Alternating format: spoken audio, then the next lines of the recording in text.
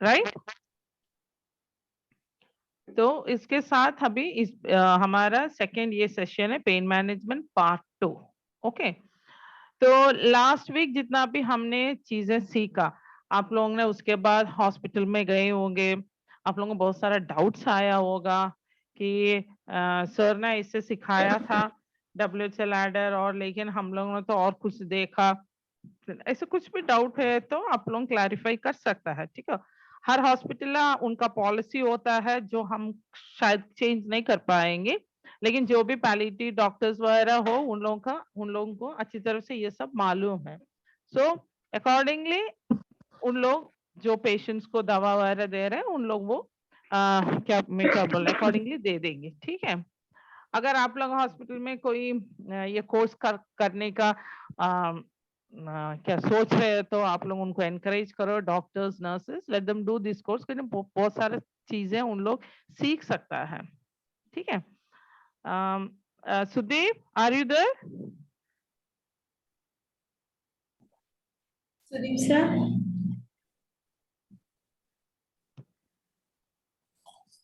I think some problem is with network. Okay, so we'll do one thing. I just want to ask, पिछले हफ्ते में हमने जो सीखा था 2-3 क्वेश्चंस में पूछेंगे आप लोगों के साथ।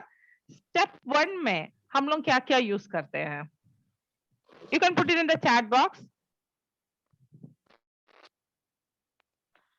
We learned about the WHO analysis ladder in step 1. Step 1 में कौन सी मेडिसिन हम यूज कर सकते हैं? या पैरासिटामोल, गुड। या निवा बोलो। Paracetamol and ibuprofen ma'am. Ibuprofen use कर सकता है, हाँ। और कुछ है? पिछले हफ्ते बहुत सारा आंसर्स आया था।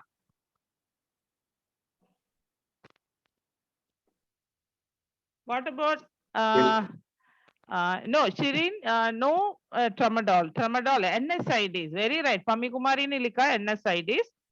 शेरिन, मुझे आपसे बोलना है, वीक ओपियोइड ट्रामाडोल है, ट्रामाडोल स्टेप 2 में जाता है, ठीक है। ओके, स्टेप 1 में ट्रामाडोल यूज नहीं कर सकता हम। स्टेप 1 में NSAIDs है जिसमें डाइक्लोफेनिक सोडियम हम यूज कर सकता है, डाइक्लोयाराइसिन। Okay, good good good.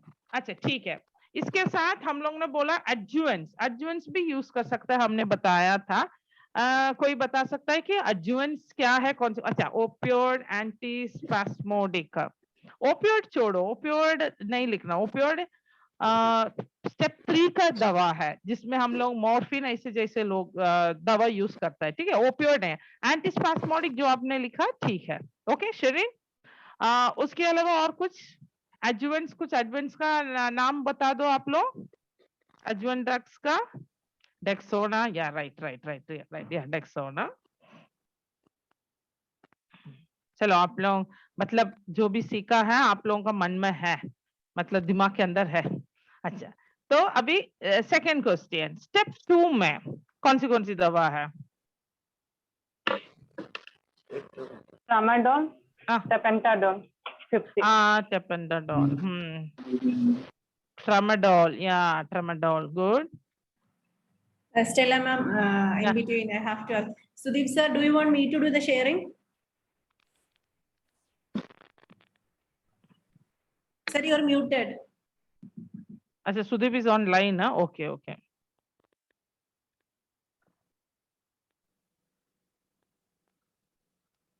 Sir, you're muted. Sudeep, you are muted. Unmute कर। अच्छा ठीक है। Give me the co-host access. चलो शुरू करो फिर। मैं ऐसे उन लोगों को होस्ट में कोडिन या गुड आंसर, कोडिन वगैरह यूज कर सकता है। Okay, thank you so much. And ma'am ने तो मेरा आधा काम कर ही दिया, क्योंकि मैं ऑलरेडी वो सब स्लाइड्स रखा ही था लास्ट प्रेजेंटेशन से रिकैप करने के लिए। ठीक है शुरू कर लो। Yes, can you see my screen? Yes sir, perfect. Okay, just one thing, as my network connectivity जैसे अच्छा नहीं है ना, तो मैं मेरा वीडियो ऑफ कर रहा हूँ, ठीक है? Okay sir, please go. So good afternoon everyone. तो आज हम लोग बात करेंगे पेन मैनेजमेंट 2 के बारे में। उस दिन हम लोगों ने बात किया था प्रिंसिपल्स ऑफ पेन मैनेजमेंट, जिसमें हमने देखा था कि टाइम टू टाइम हम लोगों को पेन मैनेजमेंट का Sudeep one second pain management 2 करके ऐसे नहीं है, ये पार्ट 1 और पार्ट 2 था। पार्ट 1 में हमने बहुत कुछ सीखा है, पेन मैनेजमेंट पार्ट 2 में और कुछ सीखेंगे। Okay okay yes, that is the pain management part 2 मतलब। So by the clock, by the ladder, जो हम लोगों को WHO लेडर है, वो लेडर के हिसाब से हम लोग को जाना है।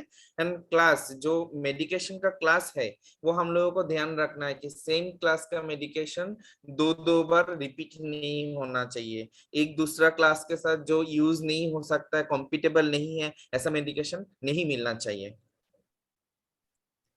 तो इसके बाद हम लोगों ने पढ़ाई किया स्टेप 1 एंड स्टेप 2। तो मैम ने ऑलरेडी रिव्यू ले लिया स्टेप 1 एंड स्टेप 2 ड्रग्स के हिसाब से। तो I will start from the yes. So हम लोगों ने देखा था कि कहाँ कौन सा स्टेप यूज करना है। तो माइल्ड पेन में बेसिकली स्टेप 1 यूज होता है, जहां में NSAID, आइबुप्रोफेन, पैरासिटामोल ऐसा टाइप का मेडिकेशन यूज होता है। एंड मॉडरेट पेन में जो भी पेन स्केल आप यूज करते हो, उसमें जो मॉडरेट पेन में आता है, तो मॉडरेट पेन में बेसिकली वीक ओपियोइड्स, ट्रामाडोल, टपेंटाडोल ऐसा टाइप का मेडिकेशन यूज होता है। एंड जो इससे ज्यादा, जब पेन ज्यादा होता है, तब हम क्या करेंगे? तो तब हम हमारे स्टेप 3 जो स्ट्रॉन्ग ओपियोइड्स के नाम पे जाना जाते हैं, वो स्टेप हम यूज करेंगे। अब स्टेप 3 का ड्रग्स के बारे में कौन बोल सकता है? Chat box open.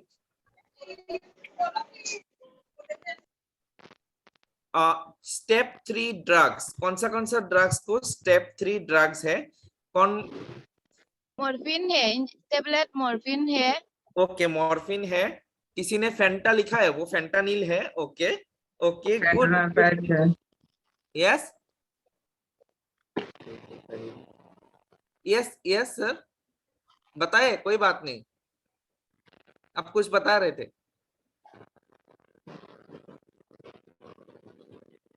गलत ही सही, बताए तो सही।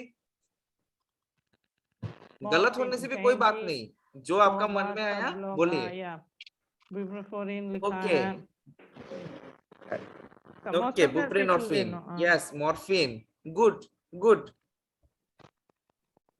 सो बेसिकली अगर हम लोगों ने स्टेप 3 का ड्रग्स देखेंगे, तो available drugs buprenorphine, morphine, fentanyl and methadone, किसी जगह में पिथिडीन आता है। Okay, so these are the drugs. ये सब ड्रग्स हमारा स्टेप 3 में आता है। और इन सब ड्रग्स का एक चीज है, जो स्टेप 3 ड्रग्स है, हम लोगों ने पढ़ा क्या कि स्टेप 2 का जो ड्रग्स है उसका लिमिटेशन होता है, सीलिंग इफेक्ट होता है, एक लेवल तक वो काम करेगा। इसका ऊपर अगर हम ज्यादा जाएंगे, डोज को बढ़ाएंगे, तो कुछ काम नहीं आएगा। लेकिन स्टेप 3 ड्रग्स का ऐसा कुछ चीजें नहीं है। पेशेंट का जो भी रिक्वायरमेंट है, आज 10 mg मॉर्फिन मिल रहा है, पेशेंट को 10 mg मॉर्फिन में काम नहीं हो रहा है, वो जितना में वो सेटल हो रहा है, उस हिसाब से हम उसको, मैक्सिमम कोई लिमिट नहीं होता है, तो उस हिसाब से हम बढ़ा सकते हैं। इसका कोई लिमिटेशन नहीं होता है, क्योंकि उसका थेराप्यूटिक विंडो बहुत ज्यादा होता है, बहुत बड़ा होता है। अब आप अगर नर्सेस रेस्पॉन्सिबिलिटी देखा जाए, तो एक तो है कि रिपीटेड रीअसेसमेंट हम लोगों को करना चाहिए, जो पेशेंट स्ट्रॉन्ग ओपियोइड्स में है। फैमिली टीचिंग करना चाहिए, एंड जो पेशेंट आईपीडी में एडमिटेड है, उन लोगों का भी फैमिली टीचिंग करना चाहिए। जो पेशेंट ओपीडी बेसिस आता है, उन लोगों को भी करना चाहिए। कोई पेशेंट दिन में 3-4 बार अलग से एक्स्ट्रा डोज लेना पड़ रहा है, तो वो कितना बार ले रहा है, कितना बेजे ले रहा है, वो चीज उन लोगों को ध्यान रखना है। जो आईपीडी में है, वो सिस्टर को भी इन्फॉर्म करे कि मेरा पेशेंट को अभी एक एक्स्ट्रा डोज दिया, अगर मॉर्फिन पेशेंट के पास रहता है। लेकिन जब ओपीडी बेसिस में पेशेंट आता है एंड घर में जाता है, तो वो पेशेंट को बोलना चाहिए कि आप एक कॉपी मेंटेन करो, जैसे मैंने लास्ट लेक्चर में भी बताया था। इसके बाद मॉर्फिन एंड ओपियोइड्स क्लास का सब एक साइड इफेक्ट्स होता है कॉन्स्टिपेशन, क्योंकि वो पेरिस्टाल्टिक मूवमेंट को कम कर देता है, तो जिसका वजह से स्टिमुलेंट लेक्सेटिव उन लोगों को देना चाहिए। स्टिमुलेंट लेक्सेटिव मतलब जिसमें मुश और पुश दोनों इफेक्ट रहेगा। मुश मतलब स्टूल कंटेंट को हार्ड से क्रीम जैसा बनाएगा, मतलब सॉफ्ट बनाएगा, एंड पुश इफेक्ट क्योंकि उन लोगों का तो पेरिस्टाल्टिक मूवमेंट नहीं है, तो वो मूवमेंट भी लाएगा, आगे फॉरवर्ड करेगा, ताकि पेशेंट को स्टूल पास करने का अर्ज हो। नेक्स्ट हम लोगों को जो साइड इफेक्ट्स है, नोजिया, वोमिटिंग, एक्सेसिव स्लीपी जो भी है, वो पहला बार जब स्टार्ट करते हैं किसी पेशेंट को स्ट्रॉन्ग ओपियोइड्स, तो वो सब चीज हम लोगों को उन लोगों का फैमिली मेंबर्स को भी बोलना चाहिए कि ऐसा हो सकता है कि कुछ दिन के लिए होगा, लेकिन वो धीरे धीरे सबसाइड भी हो जाएगा। लेकिन अगर होता है तो आप मेडिकल टीम को और हमारे हॉस्पिटल में जरूर बताएं एक बार। नेक्स्ट, स्टेप 2 का जो मेडिकेशन है वो स्टेप 3 के साथ कभी भी यूज नहीं होता है, वो चीज बहुत अच्छी तरह से ध्यान रखना है। इसके बाद पेशेंट जब टेबलेट से पैच में जाता है, ठीक है, टेबलेट से जब पैच में जाता है, तो हम लोग जब ट्रांसडर्मल पैच लगाते हैं, कोई भी जगह में जब हम लोग पैच लगाते हैं, तो वो एब्जॉर्ब होके ब्लड का जो प्लाज्मा लेवल मेंटेन होते हुए 12 घंटा टाइम लगता है। तो पेशेंट को ना इमीडिएटली हम लोग वो ऑरल मेडिकेशन, जो भी मेडिकेशन पहले से मिल रहा था, वो हम इमीडिएटली बंद नहीं करेंगे। वो 12 घंटा तक, सपोज अभी कितना बज रहा है, 3 बज रहा है, तो अभी से अगर किसी पेशेंट को पैच में लगाया, तो अभी से 12 घंटा तक पहले का जो मेडिसिन चल रहा था उसका डोज उनको देते जाएंगे, और 12 घंटा के बाद वो डोज हम बंद कर देंगे, क्योंकि पैच का जो पैच एब्जॉर्ब होके ब्लड में वो लेवल में आ जाएगा, तो पेशेंट को पेन नहीं होगा। तो पेन रिलीफ जो है वो मेंटेनेंस में रहेगा। अदरवाइज हम लोग अगर बंद कर देंगे ना, तो पैच देने के बाद भी पेशेंट को पेन हो सकता है 12 घंटा, क्योंकि पैच ब्लड लेवल में मेंटेन होते हुए 12 घंटा लगता है, उस 12 घंटा में और कोई मेडिकेशन हम नहीं दे रहा है, तो पेशेंट को बहुत सफर हो सकता है। तो वो सब चीज एक बार हम दूसरा बार देख लेंगे, सब ड्रग्स का नाम आप एक बार स्क्रीनशॉट भी ले सकते हो, जो लोग मतलब मोबाइल या लैपटॉप से कनेक्ट हो। सो ये सब ड्रग्स के बारे में हम लोगों ने बात किया था, non opioid class, weak opioid, strong opioid and adjuvant, वो 4 तरीके के एडजुवेंट। फिर हम आप क्या डिस्कस करने वाला है, तो ये जो स्ट्रॉन्ग ओपियोइड्स है उसमें हम लोग बोले बुप्रेनोर्फिन, फेंटानिल, मॉर्फिन, मेथाडोन सब बोले, लेकिन हर एक चीज का एडवांटेज डिसएडवांटेज हम लोग देखेंगे। फिर इसके बाद मॉर्फिन को हम लोग बहुत अच्छी तरह से डिटेल में पढ़ेंगे। सबसे पहले बुप्रेनोर्फिन, जिन लोगों ने भी लिखा था वहां पे बुप्रेनोर्फिन, ठीक है, बुप्रेनोर्फिन होगा वो, तो बुप्रेनोर्फिन 10 mg एंड 5 mg का पैच मिलता है, जो बुभेलोर पैच के नाम पे जाना जाते।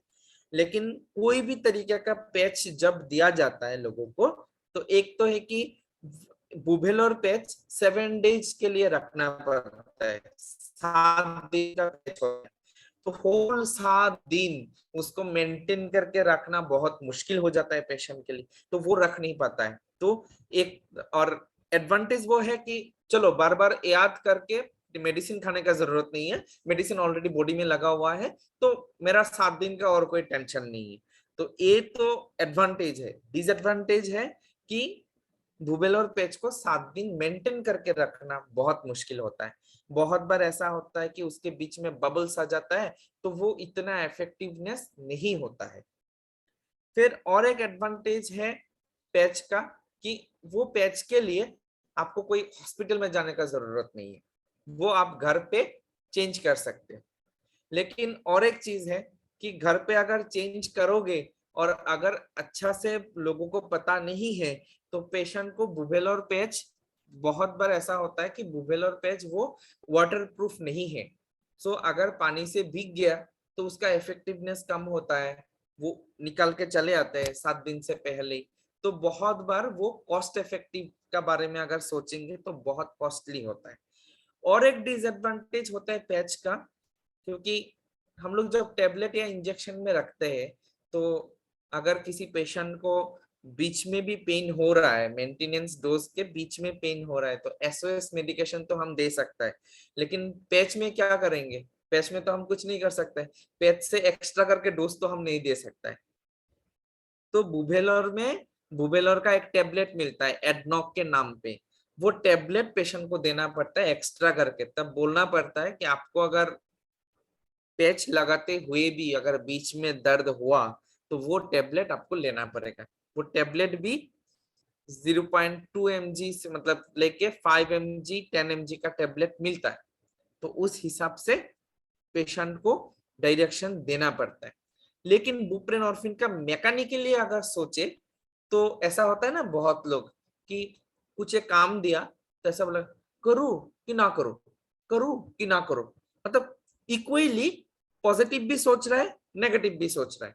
तो बुप्रेनॉर्फिन का एक ऐसा फंडा है कि उसका 40% वो नेगेटिव इफेक्ट करता है, मतलब पेन रिलीफ करना कि नहीं करना वो डाउट में है, और 60% वो पेन रिलीफ के लिए काम करता है। इसलिए बुप्रेनॉर्फिन ज्यादा इफेक्टिव जितना भी होना चाहिए उतना इफेक्टिव कभी कभी नहीं होता है, तो वो एक डिसएडवांटेज है। फिर आएंगे मेथाडोन के ऊपर। बहुत सारे सेंटर्स को मेथाडोन के बारे में पता नहीं, पर बहुत सेंटर्स को पता भी है। तो मेथाडोन एक ऐसा मैजिकल ड्रग्स है कि वो 3 रिसेप्टर के ऊपर एक साथ काम करते, तो ज्यादा इफेक्टिव है। तो एक्चुअली तो लोगों को ज्यादा यूज करना चाहिए था, लेकिन उसमें प्रॉब्लम ये है कि अगर वो मेथाडोन पहला 7 डेज में क्या होता है, मेथाडोन हमारे बॉडी के जो सबक्यूटेनियस टिश्यू है उसमें स्टोर होते जाता है, और फिर डॉक्टर को लगता है अरे इतना डोज तो काम नहीं कर रहे, फिर डोज को बढ़ाते जाता है, बढ़ाते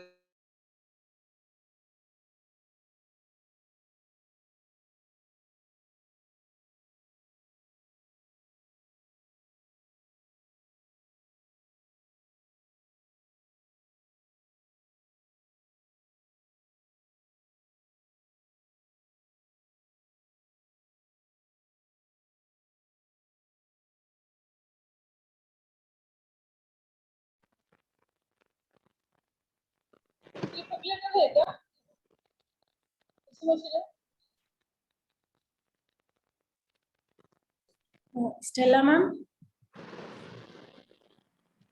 I think there's some problem with Sudeep sir. Connected.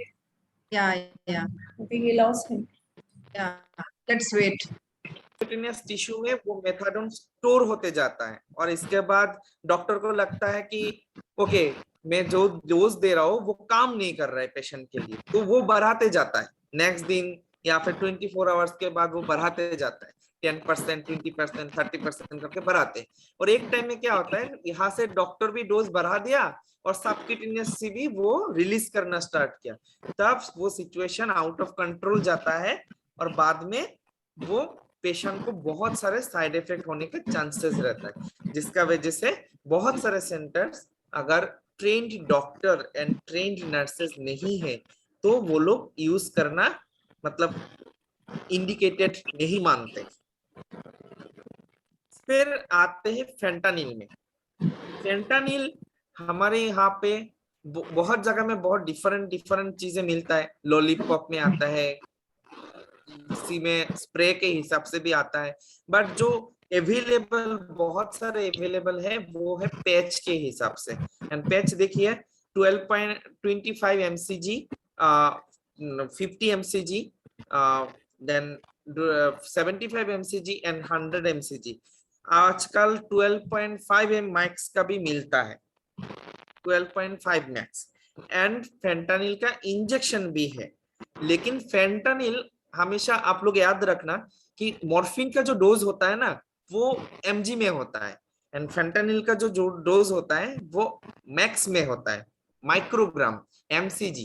Okay, क्योंकि फेंटानिल मॉर्फिन से 100 गुना ज्यादा इफेक्टिव है। तो इसीलिए जैसे वो इफेक्टिव है तो उसका साइड इफेक्ट होने का भी चांसेस बहुत ज्यादा है। दूसरा बात है, फेंटानिल बहुत कॉस्टली भी है, तो जनरल लोग वो इसको ले नहीं पाता है। इसके बाद क्या होता है, अगर ट्रेंड पर्सनल नहीं है, एक पेज में, एक बॉक्स में 3 पेज आता है, इट्स अबाउट 2000 रुपीज। फिर वो 3 दिन के लिए काम करेगा, 72 आवर्स के लिए काम करेगा।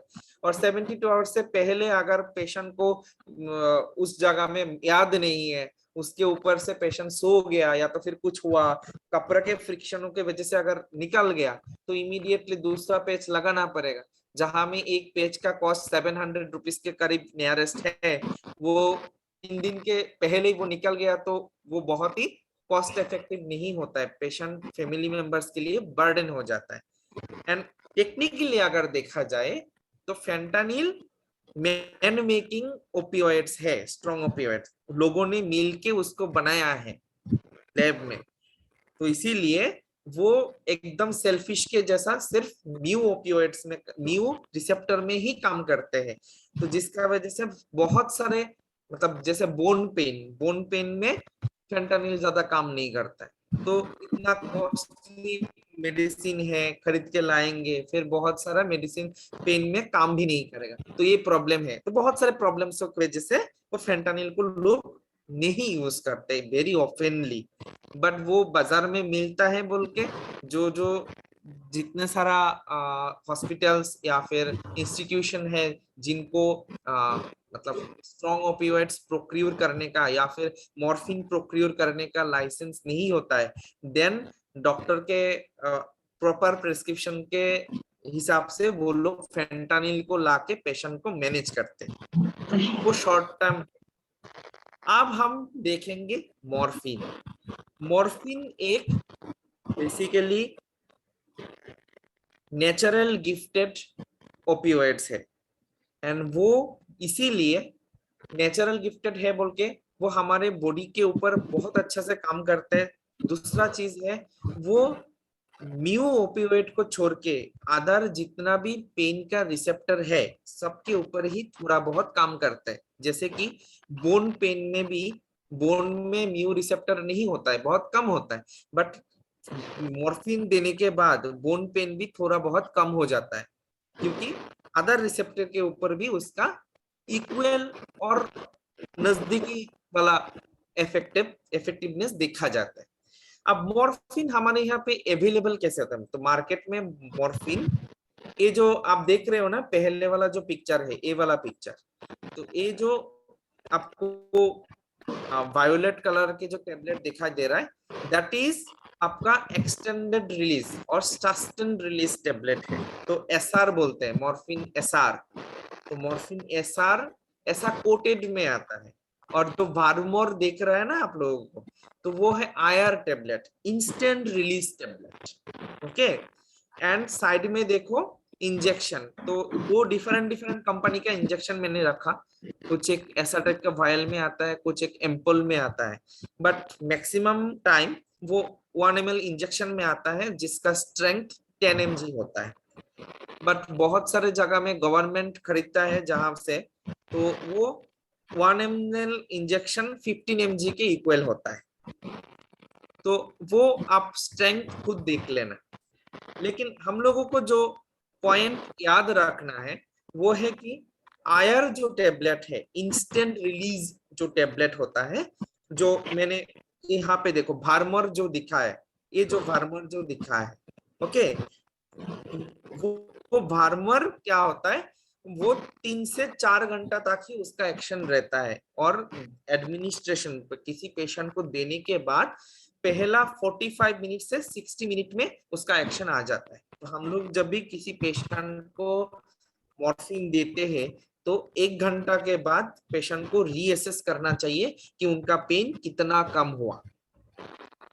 सेकंड है, एसआर जो है वो 8 से 12 घंटा तक काम करता है, लेकिन उसका एक्शन आने में थोड़ा लेट होता है क्योंकि वो कोटेड है ना, इसलिए। तो वो 90 to 120 मिनट, मतलब 1.5 घंटा से 2 घंटा तक टाइम लग जाता है पेशेंट को पूरा एक्शन, पूरा इफेक्टिवनेस पाते हुए। लेकिन और एक चीज एज ए नर्स जो हम लोगों को याद रखना है एंड फैमिली मेंबर्स को भी सिखाना है, बहुत लोगों को ऐसा है कि पेशेंट आज तो टेबलेट ले पा रहा है, लेकिन घर पे ऐसा हालात हो गया, आप पेशेंट मुंह से कुछ नहीं ले रहा है, एंड पेशेंट का अटेंडेंस क्या करेगा, एक एसआर को भी लागे हाथुरा लेके मारेगा, बट फिर भी उसको एकदम पूरा क्रश करने के लिए कोशिश करेंगे। तो एसआर को कभी भी क्रश नहीं करना चाहिए। आप ग्रुप के तरफ मेरा क्वेश्चन है, एसआर को क्यों क्रश नहीं करना चाहिए? चैट बॉक्स में लिखिए।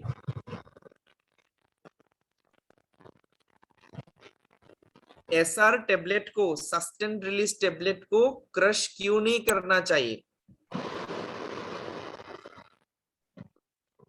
कोई भी बता सकता है, नहीं तो चैट बॉक्स में लिख दो। ऑलरेडी सुदीप ने इसका आंसर है ना प्रीवियस स्लाइड में बता दिया था, अननोइंगली। हाँ, एनीवन? सस्टेन रिलीज टैबलेट्स क्यों क्रश नहीं करना चाहिए? पार्टिसिपेंट्स सब लोग सो रहे हैं क्या? सॉरी नहीं पता। Good good good, no problem no problem no problem, अच्छी बात है, पता बोल दिया कि नहीं पता। एनीवन और कोई? अच्छा बता दो सुदीप। ओके, सपोज समझ लीजिए कि एक टेबलेट है, तो सस्टेन रिलीज का मतलब होता है और एक्सटेंड रिलीज जो होता है उसका ये मतलब होता है कि ये जो टेबलेट है ना, उसका ब्रेकडाउन आपका गैस्ट्रिक जूस का प्रेजेंस में होगा, और इसके बाद वो एक पर आवरली इतना mg रिलीज करना है, वो एक पर्टिकुलर मैनर से वो रिलीज करना स्टार्ट करेगा। लेकिन आप जैसे ही आप और पेशेंट अटेंडेंस जो भी हो, कोई भी अगर जबरदस्ती से उसको क्रश कर देता है, बेसिकली तो वो टेबलेट क्रश होता नहीं है, बट अगर किसी ने जबरदस्ती से उसको क्रश कर दिया, तो पूरा जो डोज है, जैसे होल 24 आवर्स डोज को 2 डिवाइडेड डोज में एसआर दिया जाता है। किसी पेशेंट को अगर 60 mg एसआर मिल रहा है, तो 60 mg मॉर्फिन मिल रहा है, तो उसको 30 mg बीडी देगा। अभी अगर आयर टेबलेट देता तो वो 10 mg 4 आवरली देता, 6 डोज में 60 mg हो जाता। लेकिन एसआर में क्या हुआ, वो 12 घंटा तक एक्शन रहता है बोल के 30 mg को बीडी करके दे दिया। अब आपने तो क्रश कर दिया, अब जैसे क्रश कर दिया, वो 10 mg मिलना चाहिए पेशेंट को एक टाइम पे, वहां पे क्या होगा, 30 mg एक साथ में रिलीज हो जाएगा, और वो पेशेंट को इफेक्ट से ज्यादा साइड इफेक्ट आएगा। बात इतना है, वो कोटेड टैबलेट्स है। ओके, कोटेड टैबलेट्स हमेशा क्रश नहीं करना चाहिए, बिकॉज कोटेड टैबलेट जैसे हम लोग खा लेता है, हमारा स्टमक में जाके म्यूकोस के साथ धीरे धीरे धीरे वो रिलीज होता है, क्योंकि वो पूरा दिन देखा 8 to 12 आवर्स है ना, उसका एक्शन बीडी देता है, so it slowly it should be released. ठीक है, क्रश करने से उसका ये चले जाता है, that's main thing. So coated tablets, not only this one, coated tablets should not be crushed, including Bisacodil. Bisacodil भी crushed ये है, coated tablet है।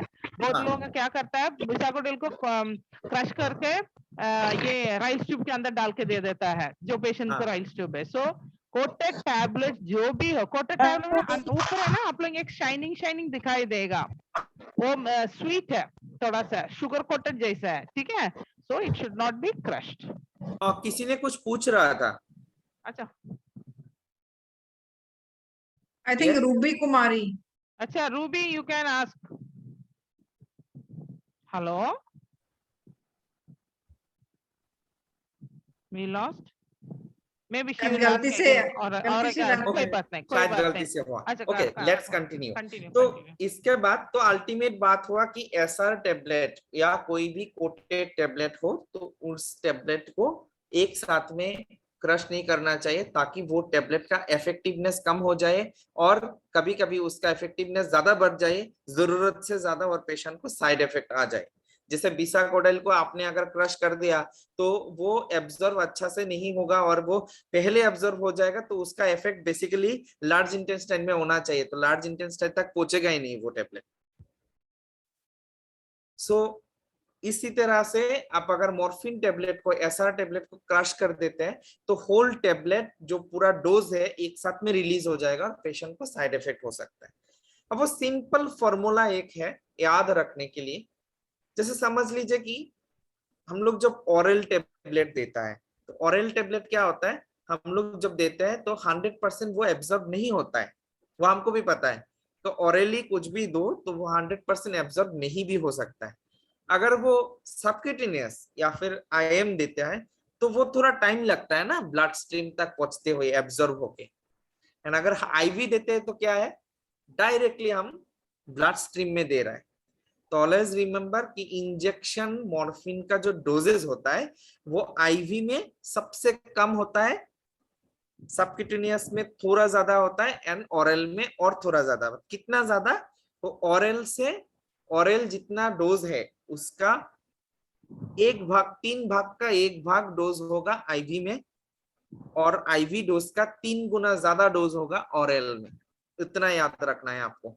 एंड सबक्यूटेनियस में ऑरल का आधा डोज होता है एंड सबक्यूटेनियस डोज का डबल डोज होता है ऑरल में। वो आपको याद रखने के लिए, ताकि आप भी वो चीज धीरे धीरे एक्सपीरियंस में आप वो चीज सीख लो, चीजें किस तरह से वो लोग डॉक्टर लोग इसको कैलकुलेट करते हैं। आप बात करेंगे कि मॉर्फिन ट्रायल। अब मॉर्फिन ट्रायल एक्चुअली क्या होता है, जब सडनली कोई पेशेंट आए जिसका इरेगुलर मेडिकेशन लेने का भी हिस्ट्री है, कभी कभी ऐसा होता है कि नहीं पेशेंट तो रेगुलर मेडिकेशन ले रहा था but it's very difficult to understand, मतलब ये बहुत मुश्किल है कि उस पेशेंट के डोज कितना होगा ये समझने में। तो एग्जैक्ट डोज अगर हम लोगों को निकालना है तो उसके लिए वो मॉर्फिन ट्रायल दिया जाता है।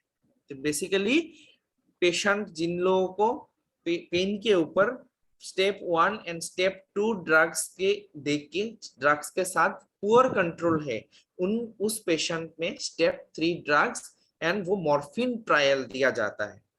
इसके बाद वो मॉर्फिन का जो पेशेंट का रिक्वायरमेंट कितना है वो निकालने के लिए पेशेंट को बेसिकली मॉर्फिन ट्रायल दिया जाता है। एंड वो पेशेंट को इमीडिएटली जो सीवियर पेन होता है, बहुत ज्यादा पेन, रोने वाला पेन हो रहा था, वो पेन से भी रिलीफ कराते हैं।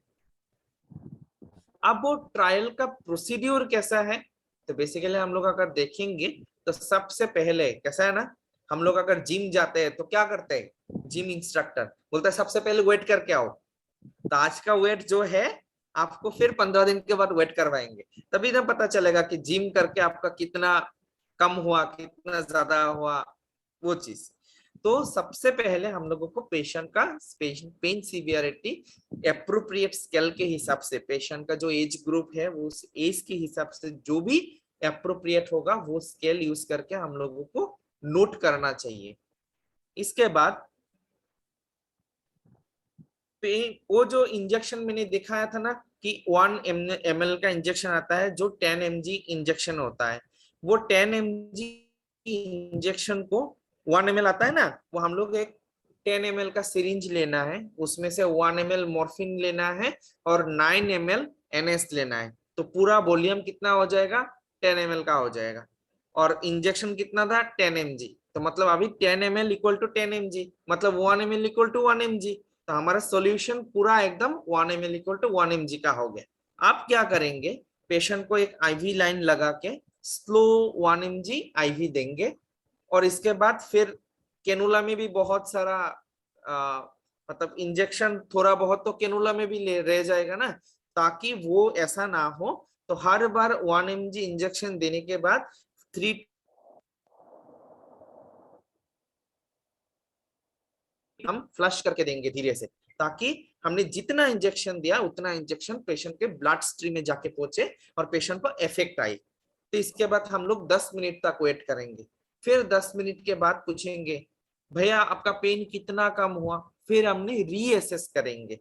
उस हिसाब से हम लोग एक टारगेट ही सेट कर लेंगे। जैसे पेशेंट हमारे पास 9/10 9 out of 10 numerical rating scale में आया, बहुत सीवियर पेन लेके, तो हमारा टारगेट रहेगा कि पेशेंट को 0 बनाना कभी भी हमारा टारगेट नहीं होता है, याद रखना।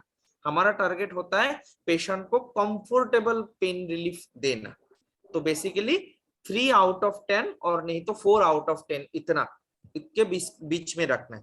तो हम लोग 1 mg देंगे, फिर 10 मिनट के बाद पूछेंगे तो पेशेंट बेसिकली बोलता है कि हाँ ऐसा तो आधा कम हुआ, जैसा थोड़ा बहुत कम हुआ। तो 10 मिनट के बाद फिर से 1 ml देंगे, फिर से फ्लश करेंगे, फिर रुकेंगे 10 मिनट, फिर पूछेंगे कितना हुआ, तो बोलेगा कि नहीं अभी तो फिलहाल 4-5 के आसपास में है। तो इसके बाद और 1 mg देंगे। तो हमारा टारगेट ऐसा रहता है कि आइदर सफिशिएंट पेन रिलीफ होना चाहिए और नहीं तो पेशेंट ड्राउजी हो जाना चाहिए। तो ड्राउजी एंड पेन रिलीफ जो सबसे पहले हुआ वहां पे हम लोग स्टॉप कर देंगे। अगर पेशेंट ड्राउजी हो रहा है तो वहां पे हम स्टॉप करेंगे, और अगर ड्राउजी नहीं हो रहा है, पेन रिलीफ अच्छा हो रहा है, तो जहां तक पेशेंट का pain relief 3 out of 10 numerical rating scale में होगा वहां पे हम लोग स्टॉप कर देंगे। आप समझ लीजिए कि 3 mg टोटल 3 बार हमने 1 mg करके दिया आईवी मॉर्फिन। देने के बाद आप पेशेंट को तो घर जाना है, पेशेंट को घर भेजना है, क्योंकि ओपीडी में दिखाने के लिए आया था और हमने मॉर्फिन ट्रायल दिया उनका मॉर्फिन रिक्वायरमेंट निकालने के लिए। तब हमको रिक्वायरमेंट मिल गया कि उनको 3 mg आईवी मॉर्फिन सफिशिएंट है। तो उसको क्या करेंगे, उस पेशेंट को, जैसे कि मैंने दिखाया कि आईवी डोज से 3 गुना ज्यादा होता है ओरल डोज, तो वो 3 mg मॉर्फिन को 9 mg ओरल टेबलेट होगा। अभी 9 mg का तो टेबलेट नहीं होता है, 10 mg होता है। तो 10 mg ओरल मॉर्फिन 4 आवरली करके देंगे। तो उसमें से पेशेंट को सफिशिएंट पेन रिलीफ भी होगा, पेशेंट को एक बार में ही पेशेंट का रिक्वायरमेंट पता चल जाएगा हेल्थ केयर टीम को, और पेन रिलीफ भी बहुत अच्छा से होगा, पेशेंट सफर नहीं करेगा। समझ में आया? कोई डाउट है तो प्लीज बताए, क्योंकि ये थोड़ा टेक्निकल वाला चीजें है।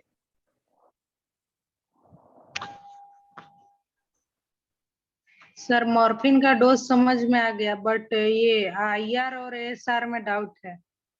ओके, आईआर मतलब इंस्टेंट रिलीज, जो आपने खिलाया पेशेंट को और इमीडिएट आपको एक्शन मिल गया, और एसआर मतलब सस्टेन रिलीज, धीरे धीरे रिलीज होगा।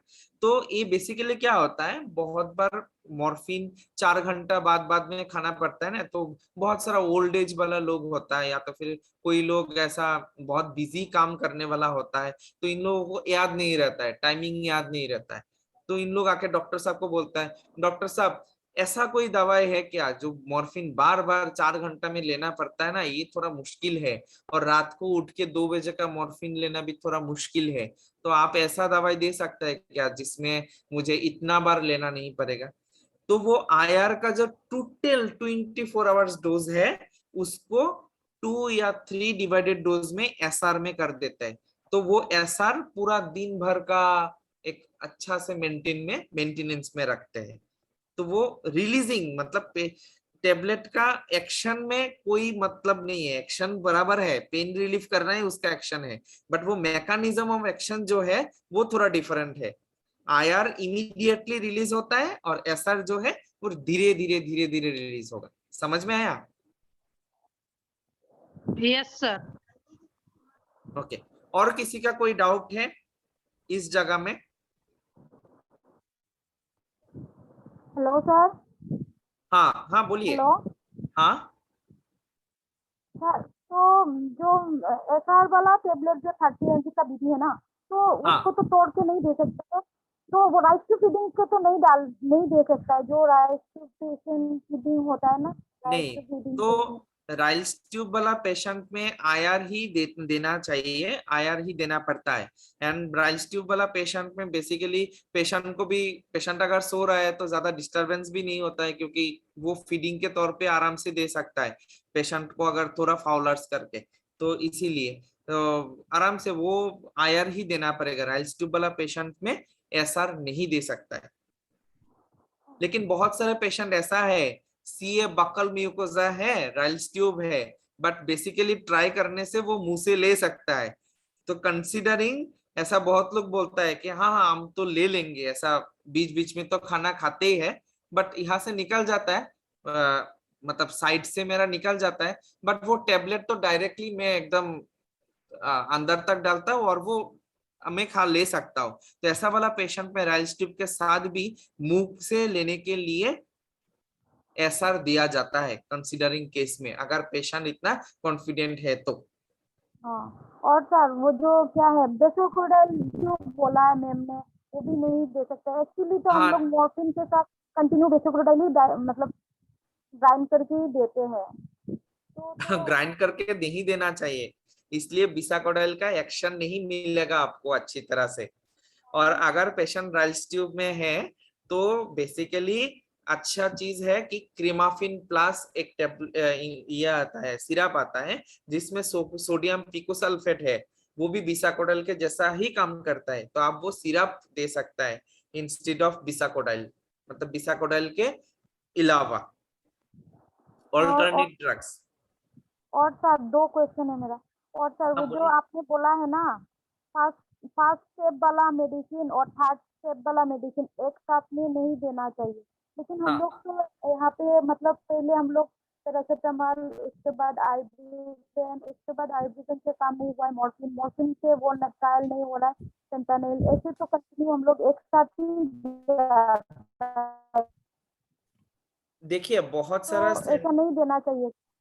बहुत actually according to WHO analgesic ladder के जो भी गाइडलाइंस है, गाइडलाइन के हिसाब से एक साथ नहीं देना चाहिए, बट वो डिपेंड करता है वो सेंटर के SOP के ऊपर। बहुत सारे सेंटर्स इसको यूज करता है, बहुत सारे सेंटर्स अभी भी वैसा प्रैक्टिस करता है, बट बेसिकली करना नहीं चाहिए। तो एज ए नर्स आप क्या कर सकते हो, वो चीज को क्लियर कर सकते हो, आपके डॉक्टर को एक बार पूछ सकते हो कि हम लोगों को ऐसा पढ़ाया गया तो ऐसा है क्या, तो वो आप इस तरह से उनको ब्लेम नहीं बट वैसा कर सकते हो। एंड हम लोग जितना भी हम लोग मतलब ऐसे ही कंटिन्यू सब जा रहा है, पेन कंट्रोल नहीं हो रहा है ना, तो सब एक साथ ही जा रहा है, मतलब टाइमिंग चेंज है, एक साथ मतलब एक साथ नहीं दे रहा है। 6 में मॉर्फिन दे रहा है तो 7 में PCM दे रहा है, 8 में आइबुप्रोफेन दे रहा है, ऐसे 1 आवर गैप करके दे रहा है। नहीं, आप देखिए मैं आपको दिखाता हूँ। हाँ यहाँ पे देखिए ये वाला जो स्टेप है आप देखो, और एक बात है, सिर्फ पेशेंट को पेन का नहीं है, ठीक है, और भी प्रॉब्लम्स होगा पेशेंट को। हाँ ये देखो, ओपियोइड के साथ नॉन ओपियोइड जो है पैरासिटामोल, आइबुप्रोफेन यूज कर सकता है, लेकिन सिर्फ स्टेप 2 ड्रग्स यूज नहीं कर सकता है, ठीक है। मतलब ट्रामाडोल यूज नहीं कर सकता है मॉर्फिन के साथ, फेंटानिल के साथ ट्रामाडोल यूज नहीं कर सकता है, बट फेंटानिल के साथ पैरासिटामोल यूज हो सकता है, फेंटानिल के साथ आइबुप्रोफेन यूज हो सकता है, प्लस माइनस नॉन ओपियोइड्स लिखा हुआ है, समझे।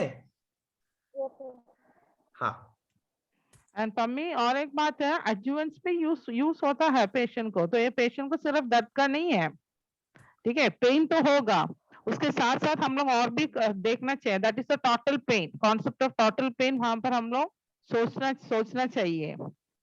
अभी एक पेशेंट को वुंड है, सोचो दर्द, वुंड में दर्द होगा, तो वो वुंड का दर्द भी कम करने के लिए कैसे है, क्योंकि ज्यादा से ज्यादा आप लोग जब ड्रेसिंग वगैरह करो तो पेशेंट को बहुत दर्द होगा, वो एक बात। दूसरी बात, जब पेशेंट टर्मिनल होते जा रहे, टर्मिनल यानी पेशेंट का मौत धीरे धीरे धीरे पास आते रहता है, कभी कभी पेशेंट का दर्द ज्यादा होते रहता है, ठीक है, तो उसमें क्या होता है, मॉर्फिन जैसे ड्रग्स है ना, उसका डोजेस वगैरह ज्यादा देना पड़ता है, तो इसलिए सुदीप सर ने बोला है कि आप लोगों को वहां पर पैलिएटिव डॉक्टर्स है, तो डॉक्टर्स को इसके बारे में मालूम है, तो उन लोग वैसे देंगे, ठीक है।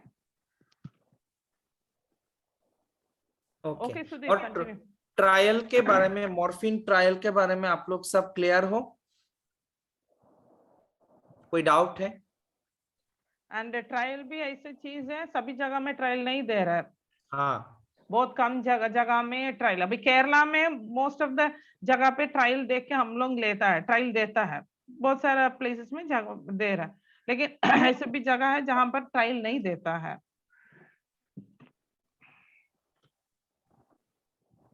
ट्रायल में हमेशा इंजेक्शन से ही शुरू करना है मैम। यस, ट्रायल हमेशा इंजेक्शन के साथ ही, इंजेक्शन के साथ ही ट्रायल होता है, लेकिन जहां पर इंजेक्शन अवेलेबल नहीं होता है, कभी कभी हम लोग मॉर्फिन टैबलेट देख के भी ट्रायल देता है। यस ठीक यस, है, अगर अगर यहाँ कोई पर हम लोग यहाँ पैलेटिव केयर में मॉर्फिन टेबलेट ही 5 mg से स्टार्ट किया जाता है। हाँ वही तो मैं बता रहा हूँ, वो भी कर सकता है। कैसे पेशेंट अगर आए, क्योंकि आपको पता है, आप लोगों को मैंने बोला कि आयर टेबलेट सिर्फ 3 से 4 घंटा काम करता है और 45 to 60 मिनट में उसका एक्शन पता चल जाता है। तो बेसिकली पेशेंट जब आए तो पेशेंट को इमीडिएटली ओपीडी बेसिस एक डोज देके पेशेंट को ऑब्जर्वेशन के लिए रखते हैं थोड़ा टाइम। तो उसमें कितना पेन रिलीफ है उसके ऊपर डिपेंड करके उसका डोज सेट किया जाता है। तो वो भी एक तरीके का ट्रायल ही होता है जहां हमें इंजेक्शन नहीं होता है। समझ में आया? Yes sir. हाँ, और कोई क्वेश्चन है? अगर नहीं है तो मैं नेक्स्ट स्लाइड में जाता हूँ। अगर कुछ क्वेरी है तो यू कैन पुट इट, आप मतलब इसमें दे सकते हो, चैट बॉक्स में दे सकते हो। आप लोगों को लास्ट क्लास में मैंने पढ़ाया था सेक्रम। तो सेक्रम बेसिकली वो ओपियोइड्स का जो भी इफेक्ट है, bad effect, good like adverse effect and side effect, कुल मिला के वो सेक्रम होता है। उसमें से कुछ चीजें हैं side effects, proper side effects, and कुछ चीजें हैं एडवर्स इफेक्ट। वो अच्छी तरह से आप लोगों को डिफरेंशिएट होना बहुत जरूरी है। ठीक है, साइड इफेक्ट्स बोले तो उसमें nausea, vomiting, constipation. Constipation very commonly maximum patient में कॉन्स्टिपेशन का प्रॉब्लम होता है, एंड इचिंग, कभी कभी यूरिनरी इनकॉन्टिनेंस। ठीक है, तो वो है साइड इफेक्ट्स। एडवर्स इफेक्ट में क्या आता है? पेशेंट ड्राउजी हो जाता है, कभी कभी पेशेंट डेलीरियम होता है, पेशेंट को कुछ याद नहीं रहता है, उल्टा पल्टा बोलते रहता है। रेस्पिरेटरी डिप्रेशन मैंने एक्सप्लेन किया लास्ट टाइम, एंड मियोसिस और मायोक्लोनस जो है, तो वो सब चीज है एडवर्स इफेक्ट में। एडवर्स इफेक्ट में क्या होता है? कॉम्प्लिकेशंस बहुत ज्यादा बढ़ जाते हैं। साइड इफेक्ट में कोई सपोर्टिंग ड्रग्स में हम लोग उसको अच्छा कर सकता है, मतलब उस चीज को मैनेज कर सकता है। ठीक है, समझ में आए? Yes sir. हाँ, किसी को कुछ भी क्वेरीज है, मैं अभी स्लाइड शेयर बंद नहीं करूंगा, लेकिन आप लोगों को कुछ भी क्वेरीज है तो आप पूछो, ताकि मैं स्लाइड के साथ एक्सप्लेन कर पाऊं। कुछ भी क्वेरी, मन में कोई भी तरीके के क्वेश्चन आए तो आप पूछो, बिना हेसिटेट किए हुए, कोई बात नहीं।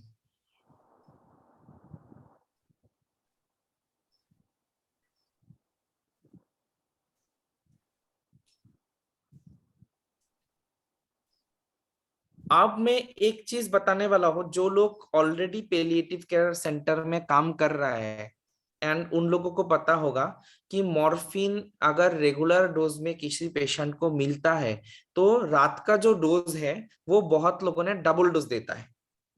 ऐसा बहुत जगह में प्रैक्टिस होता है। ठीक है, आजकल वो प्रैक्टिस थोड़ा कम हो गया। ठीक है, क्योंकि देखा गया बहुत सारे रिसर्चों में कि हमने डबल डोज अगर दे दिया तो पेशेंट तो मन में सोच लिया कि चलो रात का डोज भी मैंने एक साथ ले लिया तो टेंशन नहीं है, अभी तो मुझे सिर्फ सो जाना है।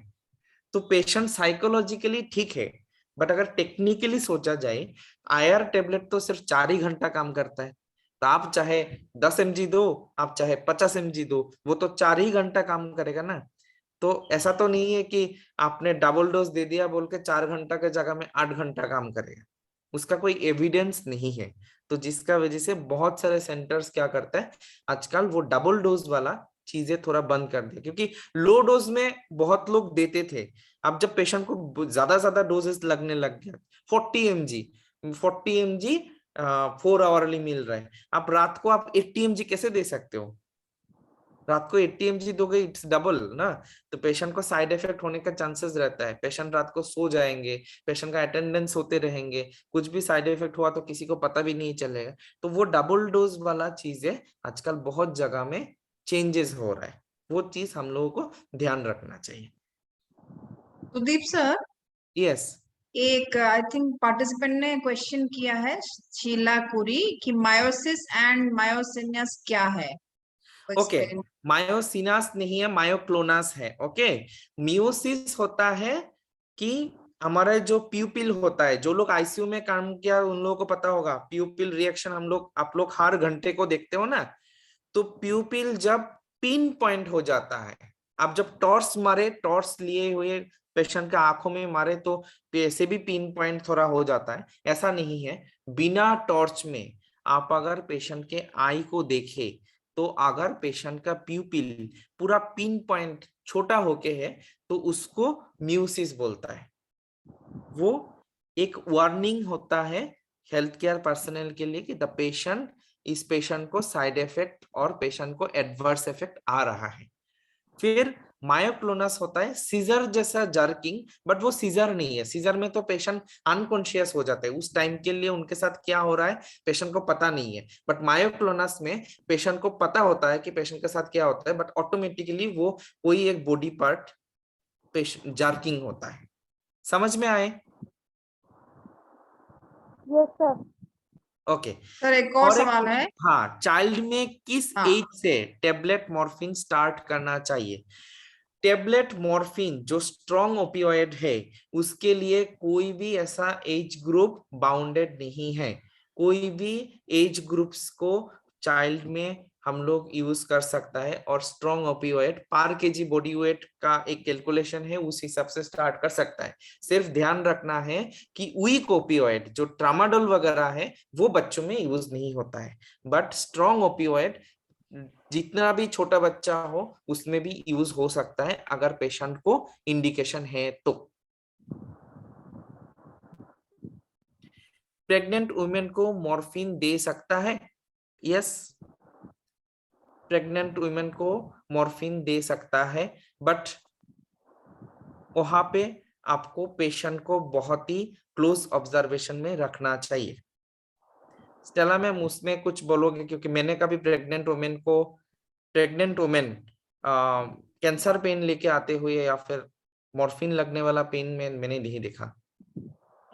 मेरा भी यही हाँ ये है, मैंने वैसे पेशेंट्स को, प्रेग्नेंट वीमेन पेशेंट्स को कभी मॉर्फिन देते हुए मैंने देखा नहीं है, ठीक है। लेकिन हाँ, ऐसी चीजें देखा है जहाँ पर डिलीवरी होता है, पेशेंट्स को बहुत दर्द होने के टाइम मॉर्फिन देता है।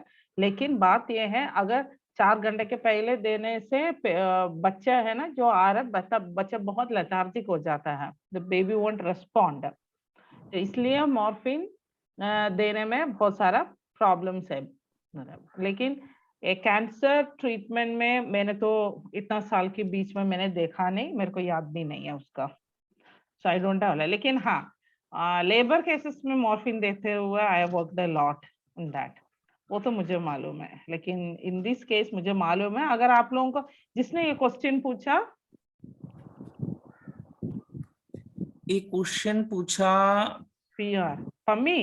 पम्मी ने पूछा क्या? मुझे पता नहीं।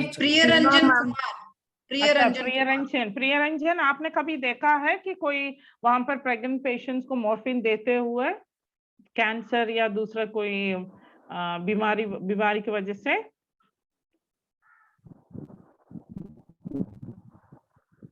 प्रेमरंजन नहीं, मेरे हिसाब से उनका मन में ऐसे ही क्वेश्चन आया होगा तो ऐसे डाला है, क्योंकि बेसिकली ऐसा तो मैंने भी नहीं देखा और सुना भी नहीं। मैडम एक काम कर सकते हैं, बिकॉज इन लोगों का तो व्हाट्सएप ग्रुप है ना, सो हम पता करके कैंसर पेशेंट में डाल सकते हैं बाद में। हाँ, क्योंकि कैंसर पेशेंट्स मैंने भी देखा नहीं, क्योंकि मोस्टली कैंसर पेशेंट जो भी आया तो प्रेगनेंसी में आया नहीं हमारा पास, मुझे भी मालूम नहीं है, इसलिए मैंने बता दिया, ठीक है। और एक क्वेश्चन आया हुआ, डेलीरियम क्या होता है सर, अभी बताएंगे सुधीर? हेलो, डेलीरियम अभी हिंदी में डेलीरियम क्या है मुझे भी मालूम नहीं है, लेकिन डेलीरियम ऐसे एक चीज होता है, जब पेशेंट को आपको याद होगा मैंने अभी पता नहीं ये क्लास में कौन सी क्लास में वो बोला था क्या डिलीरियम में ऐसे क्या होता है पेशेंट है ना जैसे पागल जैसे दिखाता मतलब मैंने बोला है ना पेशेंट है ना पूछेगा मैं कहाँ पर हूँ आप कौन है मुझे यहाँ पर क्यों रखा है कुछ पेशेंट से है पूरा अपना ड्रेस वगैरह है ना क्लोथ वगैरह फाट फाट के इधर उधर भागेगा ढोर खोलेगा बाहर चले जाएगा ठीक है उन लोग पहचानता नहीं है किसी को उन लोग कहाँ पर है क्या कर रहे हैं उनको कुछ याद नहीं होगा ठीक है वही डेलीरियम होता है और कुछ पेशेंट्स को जब मॉर्फिन के वजह से होता है ठीक है पहले पहले लेकिन वो ऑटोमेटिकली नहीं है उसके लिए भी हमको दवा देना पड़ता है बाद में ना पेशेंट सेटल हो जाता है लेकिन कुछ पेशेंट्स को हम लोग मॉर्फिन बंद करना पड़ता है तो डेलीरियम सिर्फ एक ही चीज की वजह से नहीं होता है डेलीरियम बहुत सारे कारण होता है डेलीरियम होने का कारण बहुत ज्यादा है एंड स्पेशली कैंसर पेशेंट्स में बहुत ज्यादा होता है जैसे कि यूरिन पास हुआ नहीं बहुत रिटेंशन हो जाता है डेलीरियम हो सकता है पेशेंट का नमक शरीर में कम हो जाता है डेलीरियम हो सकता है शुगर कम होता है डेलीरियम हो सकता है ज्यादा दर्द पेन रहता है डेलीरियम हो सकता है ब्रेन मेट्स होता है डेलीरियम हो सकता है ऐसे बहुत सारे चीजें हैं जिसकी वजह से डेलीरियम हो सकता है okay so it is any electrolyte imbalance can cause delirium ठीक है लेकिन डेलीरियम के यही है अगर सोचो अभी मॉर्फिन आपने शुरू किया पेशेंट घर चला गया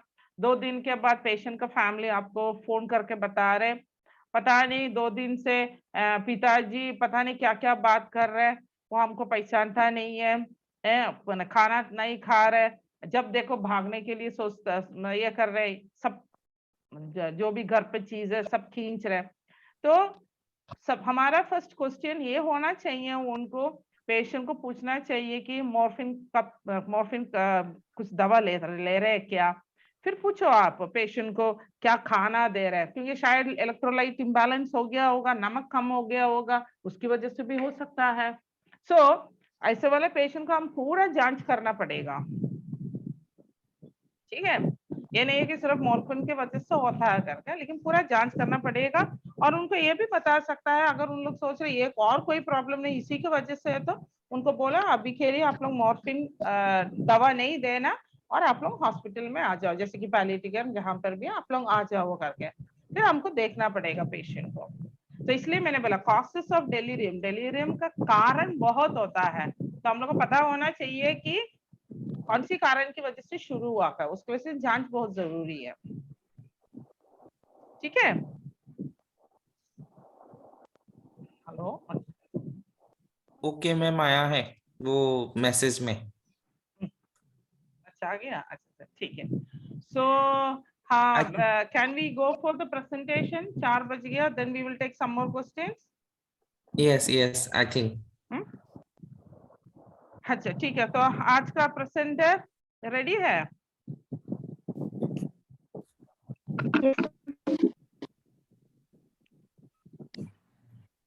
Just a moment, ma'am. I will share the case presentation.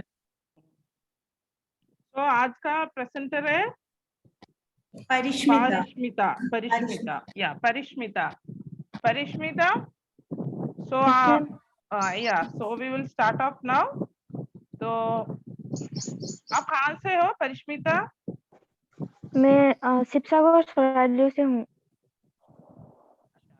कसा कैंसर हॉस्पिटल में। ठीक है ओके ओके स्टार्ट करो। बीच में कहाँ से विनीता आ गया?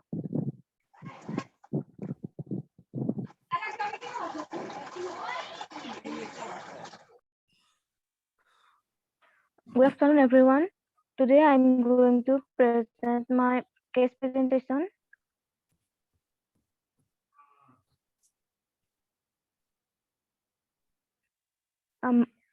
My patient age is 63 years and he is a male person and his diagnosis is cancer right RMT. What is this RMT? Retromolar trigon. Always spell it fully, okay? The patient is admitted first in the hospital, in our hospital in 17 February 2022 with the complaint of mucositis, pain in the lower back tooth region, abdominal pain, throat pain, and now he is having diarrhea and generalized weakness. History of illness. The patient came to know that he has cancer in the year 2021. His cancer occurred after his sewing nut, and personal history, he has no any comorbidity of and chronic illness, and he has no any medical and surgical illness, and there is no any previous history of cancer in his family. Physical examination. The patient height is 165 centimeter, weight is 53.9 kg. His heart rate, respiratory rate, blood pressure, SpO2 is normal, and his pain is 6/10. General examination, the patient is conscious, cooperative, and well-oriented, and his skin was dry as he is having diarrhea, and respiratory rate is normal.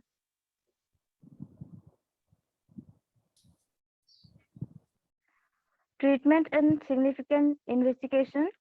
The patient came to know that he was having cancer on 17 February 2022, and currently he is on concurrent CTRT, and the patient received 4 cycles of chemotherapy, that is cisplatin, and first cycle was started on 17 February 2022, and he is 4th cycle on 12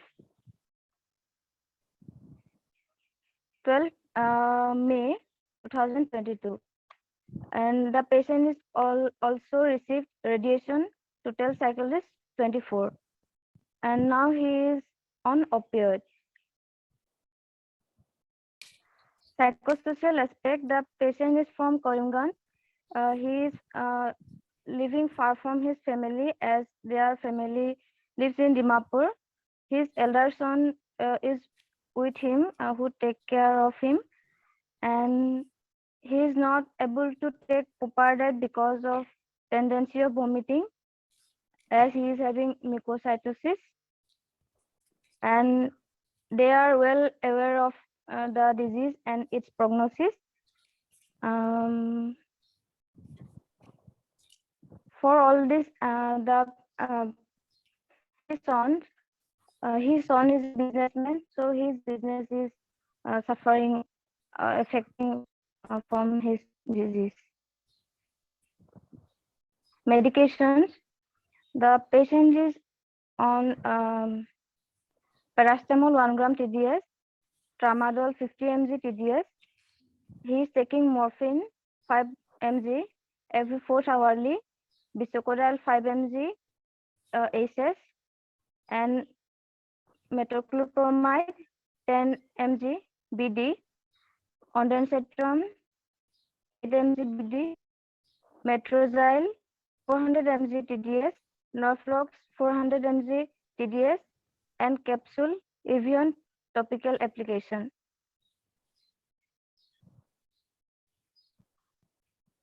The patient is having the main concern are pain, diarrhea, mucositis, and nutrition.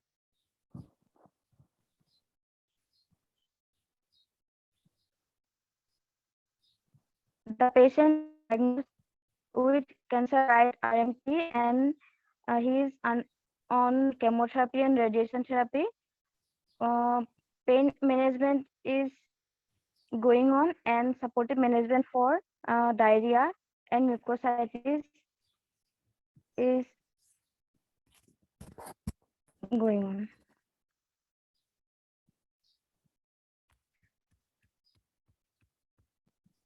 Second point, what the problems patient is suffering from.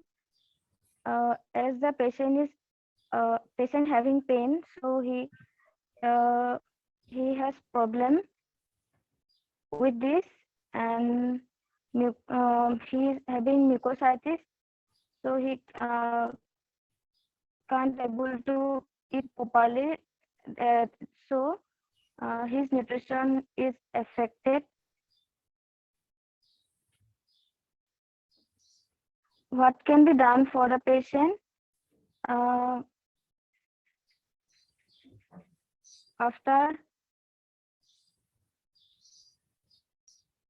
After knowing all these problems, the patient, as the patient unable to take proper meal, the doctor decide to insert Ryle's tube for the patient, and pain management is going on. That is all about my presentation. Okay, Prashita, the patient is now in Ryle's tube.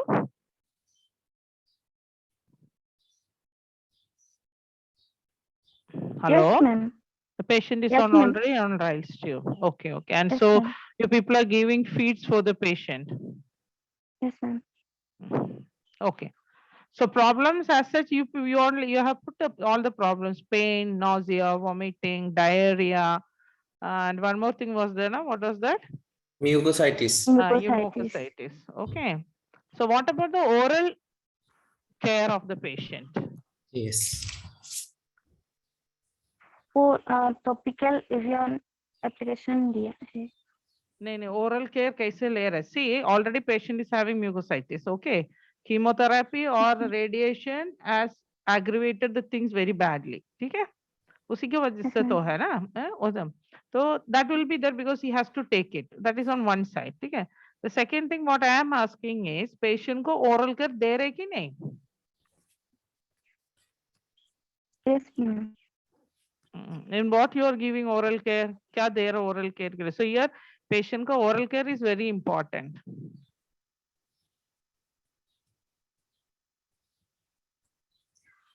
वहां पे क्या patient मतलब patient को oral care आप लोग खुद देते हो या पेशेंट का केयर गिवर को आप लोग एडवाइस करते हो? पेशेंट का केयरगिवर को एडवाइस करते हैं और खुद हम लोग भी देता है. ओके, सो आप लोग क्या क्या यूज करते हो, कैसे देते हो, एक बार बताएगा तो अच्छा रहेगा.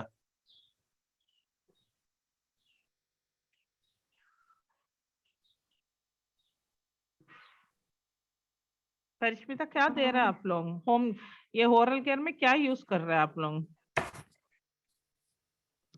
पेशेंट तो अभी खुद वो ओरल केयर करता है.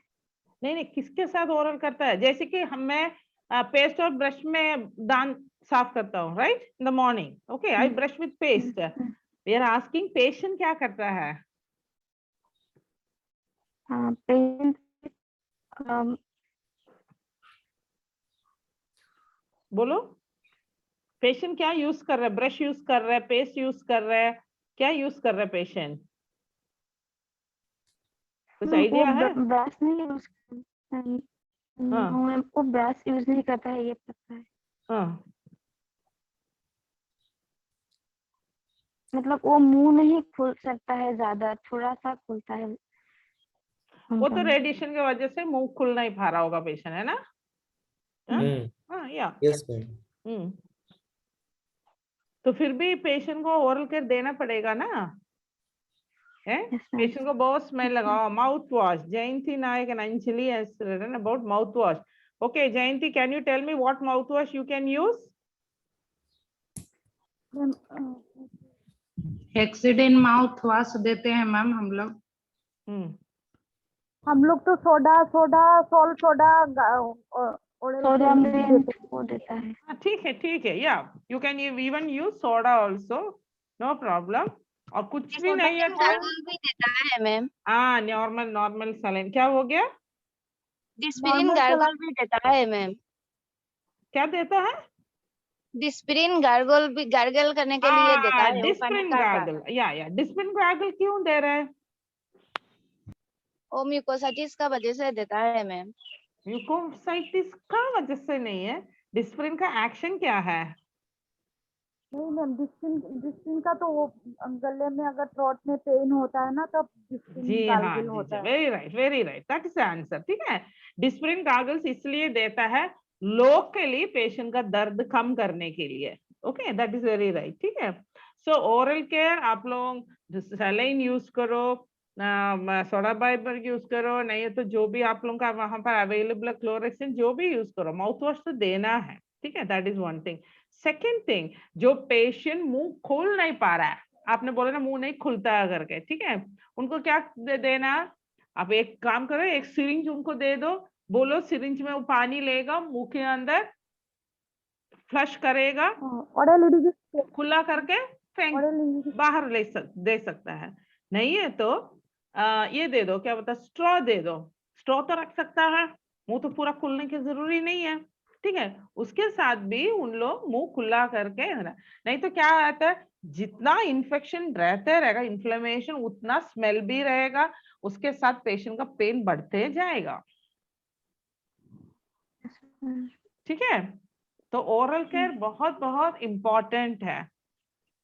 ये नहीं कि पेशेंट राइल्स ट्यूब में है, ओरल केयर का जरूरी नहीं है करके। एंड स्पेशली ऐसे पेशेंट्स को आप लोग देखना चाहिए, पेशेंट के पास एटलीस्ट है डेली 3 टाइम्स, जब भी आप लोगों को शिफ्ट चेंज होते जा रहा है 3 to 4 टाइम्स, सी दैट आप लोग वो पेशेंट को जरूर ओरल केयर देता है करके, क्योंकि आप भी कुछ मुंह के अंदर डाल नहीं सकता है। ठीक है, इसलिए सबसे अच्छा यही है पेशेंट को मुंह में किसी भी कोई भी एक चीज है हेल्प करके मुंह के अंदर पानी लेने दो और खुला करने दो। और एक बात, ब्रश यूज करने का जरूरी नहीं, at least patient can use his own finger. ठीक है, फिंगर के साथ है ना दांत साफ कर सकता है धीरे से, नाखून वगैरह नहीं होना चाहिए, वो बहुत जरूरी है। ठीक है परशमिता, समझ में आ रहा है? ठीक है, वो एक चीज। ठीक है, नेक्स्ट डायरिया। ठीक है, पेशेंट को क्यों डायरिया हो रहा है? कुछ कारण? मतलब बहुत वाटरी जा रहा है या थोड़ा थोड़ा थोड़ा थोड़ा वाटरी जा रहा है? What do you mean by diarrhoea? दिन में 6-7 टाइम्स जा रहा था। तो वही तो मैं पूछ रहा है, बहुत लूज स्टूल्स जा रहे हैं क्या? हाँ, लूज जा रहा था। बहुत लूज स्टूल्स जा रहा है, उसका कारण कुछ पता है? मतलब ये खाने का वजह से, मतलब जो भी पेशेंट खा रहा है उसकी वजह से हो रहा है, या किसी किसी को ऐसे भी होता है मेट्रोजिल खाने से पेशेंट को लूज स्टूल जाता है, क्या उसकी वजह से हो रहा है? बोलो। डायरिया होने के बाद ही मेट्रोजाइल लिया है। अच्छा, डायरिया होने के बाद मेट्रोजिल स्टार्ट किया, तो शायद खाने की वजह से। नंबर 1 तो मैम मेरे हिसाब से मैडम, बोलो। Sorry to disturb you, actually मेरे हिसाब से आप केमोथेरापी का लास्ट साइकिल जो आपने देखा वो 12/5 को ही खत्म हुआ, तो it can be A post chemotherapy effect. हाँ, वो भी हो सकता है। एंड जैसे इन लोग बोल रहे हैं 6 टाइम्स। और एक बात ये देखना चाहिए, इज द पेशेंट कॉन्स्टिपेटेड?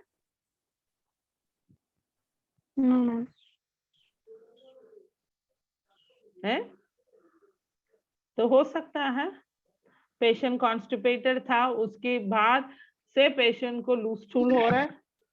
आप लोगों का एक काम कर सकता है, पेशेंट को पूछो कब से डायरिया शुरू हुआ है। डायरिया शुरू होने से पहले क्या पेशेंट को बाउल मूवमेंट है कि नहीं? अगर पेशेंट बोल रहे पहले मेरे को बिल्कुल बाउल मूवमेंट नहीं था, मतलब सीधी सी बात है। एक्चुअली क्या होता है मैम, केमोथेरेपी पेशेंट को केमो लेके घर चला जाता है ना, तो हम लोग का राइट टू फीडिंग क्या होता है, हाई प्रोटीन डाइट होता है। तो कभी कभी वो लोग क्या करता है, घर जाके हम लोग तो बैग में बना के देते हैं, तो फीडिंग ड्रॉप होके जाना है। और अगर उसने फटाक से दे दिया है तो भी डायरिया हो सकता है। मतलब हाई प्रोटीन ले रहा है ना, डायरेक्ट मतलब स्पीड में चला गया, इसलिए भी डायरिया हो सकता है। हाँ नहीं, वही मैंने बोला, फूड की वजह से होगा, किसी की वजह से भी हो सकता है डायरिया। लेकिन बार बार ऐसे डायरिया होने में बहुत सारा कारण है, we have to find out the कारण ऑल्सो, कॉज क्या है करके, एंड अकॉर्डिंगली टू ट्रीट। याद है फर्स्ट सेशन में सुदीप ने बताया था, करेक्ट द करेक्टेबल्स, जो भी प्रॉब्लम है फर्स्ट हमको उसको करेक्ट करना पड़ेगा, ठीक है। इसलिए मैंने बोला जो भी कॉज है, कॉज को हम लोग है, लेकिन डायरिया की वजह से आप लोगों को क्या करना चाहिए, नर्स आप लोगों का काम क्या है, मतलब लूज डूल्स चलते चलते क्या होगा, पेशेंट का पूरा पेरिनियल एरिया में पेशेंट को क्या बोलता है वो स्किन निकल जाएगा, इलेक्ट्रोलाइट इम्बैलेंस हो जाएगा, हाँ इलेक्ट्रोलाइट इम्बैलेंस हो जाएगा, पेशेंट को दिस वन स्किन वायरस निकल जाएगा, वहां पर अल्सर हो सकता है, पेरिनियल रीजन में अल्सर भी हो सकता है, पेशेंट को डिहाइड्रेशन है already, so we have to correct all these things patient को, ठीक है। एंड जो पेशेंट नॉजिया वॉमिटिंग ऑलरेडी हो रहा है, शायद मुंह से देने से कुछ नहीं होता, सो नॉजिया वॉमिटिंग इसकी वजह से होगा, कीमोथेरेपी की वजह से भी हो सकता है, ठीक है।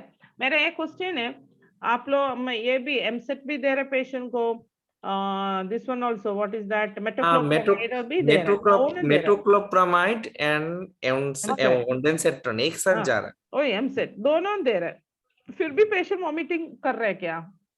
हाँ होता है मैम, होता है। ये पेशेंट राइल्स ट्यूब में ऑलरेडी, फिर भी पेशेंट को उल्टी हो रहा है क्या? नहीं मैम, वो राइल्स ट्यूब 2 दिन हुआ था वो लगाया। अच्छा 2 दिन नहीं हुआ था पेशेंट को, अच्छा ठीक है।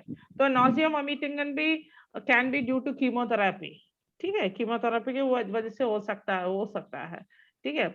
उसके अलावा मे बी जो भी पेशेंट या भी आपने बोला हाई प्रोटीन डाइट वगैरह खा रहा है, किसी का हाई प्रोटीन डाइट हजम ही नहीं होगा, उसकी वजह से हो सकता है। नॉजिया का और एक खा रहे हैं Metrogyl, Metrogyl is another very bad thing which causes nausea, ठीक है। अगेन बोलो बच्चे। एक चीज वहां पे था, मेट्रोजल से सबसे ज्यादा नोजिया नॉर्फ्लॉक्सासिन से होता है, नॉर्फ्लॉक्स भी है, वहां पे नॉर्फ्लॉक्स चल रहा था, तो norflox can be one reason to anticipate. So यहाँ पे बहुत सारे चीजें हैं which can anticipate all this problems, ठीक है।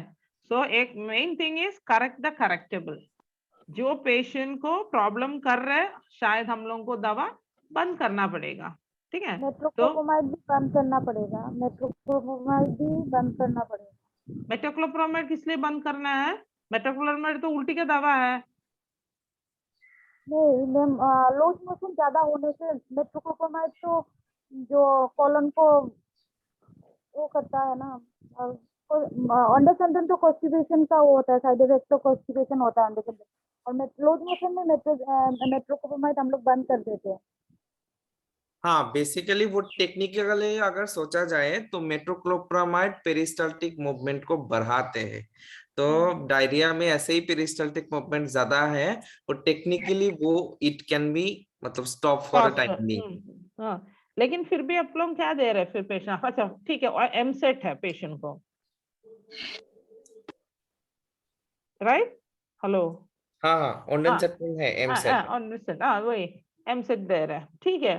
लेकिन पेशेंट का उसके अलावा और कोई चीज है देखना पड़ेगा, ठीक सी पेशेंट का उम्र ये सब देखे, जितना भी आप लोग हाई प्रोटीन डाइट जैसे प्रोटीन है जो कुछ भी आप दे रहे हैं, whether the patient is able to digest it वो भी देखना है, just not only for medications, दूसरा को बहुत सारा ऐसी चीजें हैं हम लोग को देखना है कि पेशेंट वो लेने से पेशेंट को कोई प्रॉब्लम है क्या करके, ठीक है। हेलो, ठीक है, समझ में आ गया?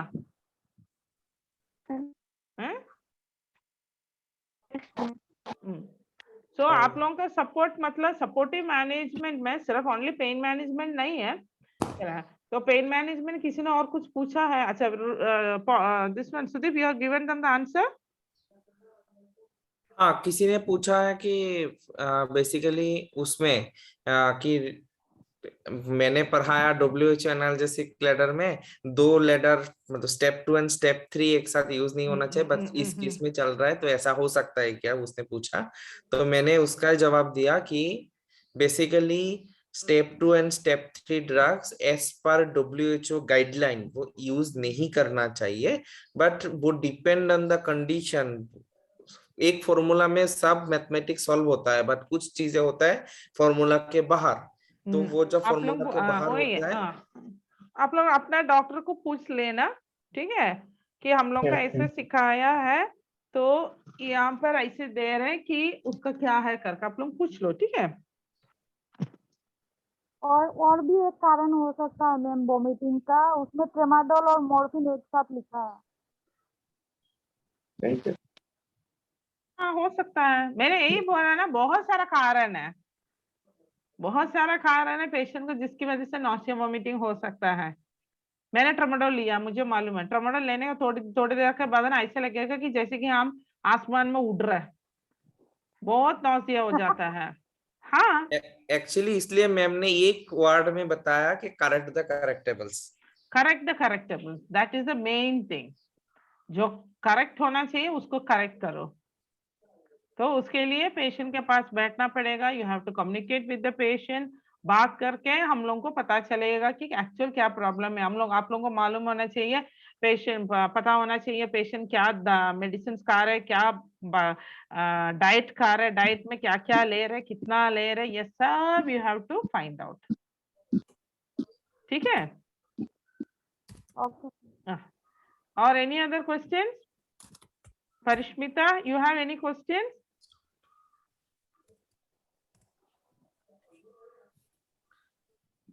किसी पेशेंट को हाइपर सलाइवेशन है तो मैनेजमेंट, हाइपर सलाइवेशन का जो मैनेजमेंट है वो ग्लाइकोपाइरोलेट दिया जाता है, या पायरोलेट के नाम पे इंजेक्शन आता है, वो ग्लाइकोपाइरोलेट। ओके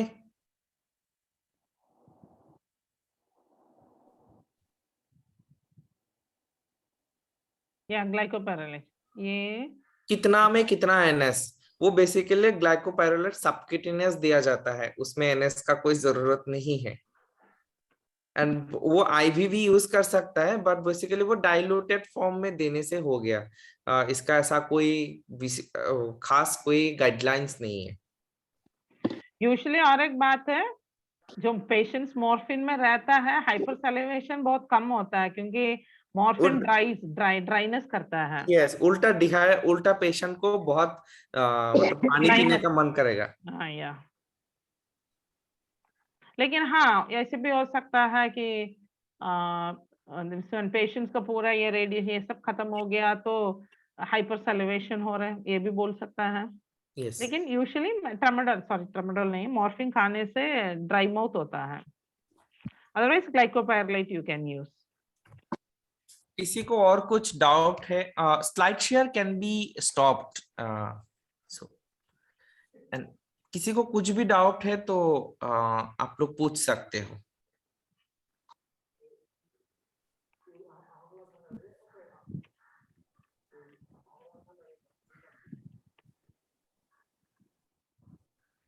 हेलो, अच्छा ये तो मुझे एक बात बोलना था, पिछले बार से अभी 2-3 लोग बात किया, लेकिन फिर भी बहुत लोग बार बार सबको पूछ रहे कि अपना नाम बताओ करके। ऐसे तो नहीं है, लोगों क्या बोलते लॉग इन किया और रख के इधर उधर चला गया, कोई नहीं। स्टेला मैम एक एक्चुअली हेल्प करना चाहते हैं हम कि हमने व्हाट्सएप ग्रुप में भी लिखा है स्टेप्स, एक तो आप वो स्टेप्स फॉलो करके रिनेम कर सकते हैं, दूसरा अगर आपको दिक्कत है तो आप चैट बॉक्स में अपना नाम लिख दीजिए और सीनिया आपको हेल्प करेगी, वो रिनेम कर देगी अपने साइड से।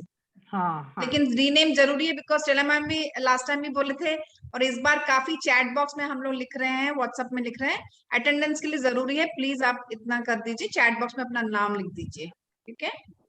So participants please listen to this, ठीक है।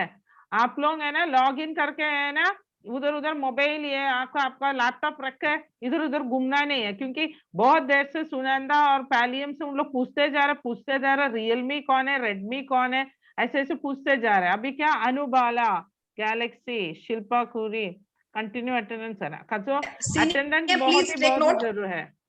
Senior please take note and rename it. Sure, ma'am, sure. Sukhvinder Kaur from Dehradun.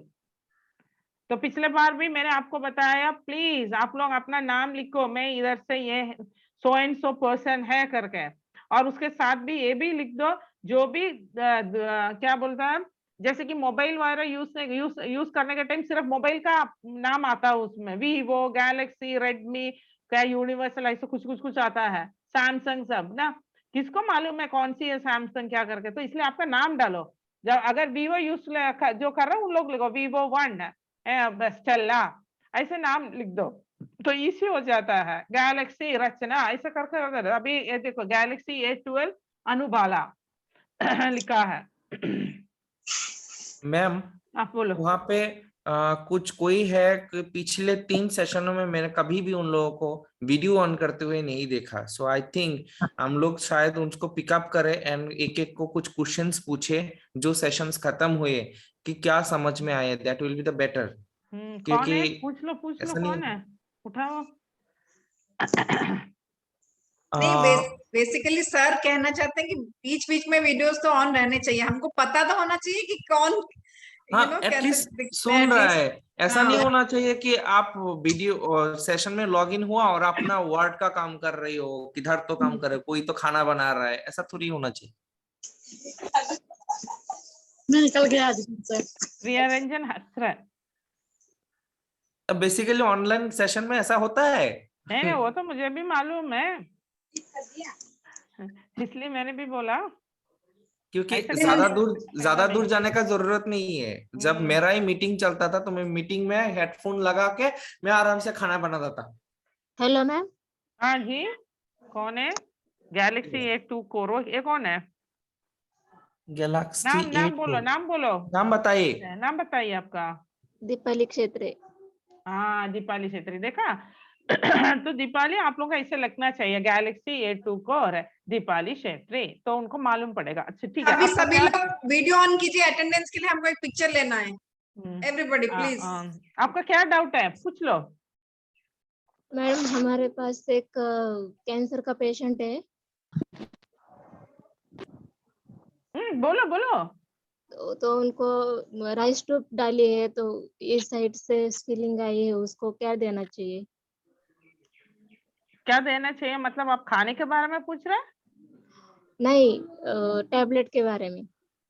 Tablet के बारे में तो आप लोगों को वहां का डॉक्टर लिखना पड़ेगा देख के, क्यों पेशेंट डॉक्टर नहीं देख रहे हैं?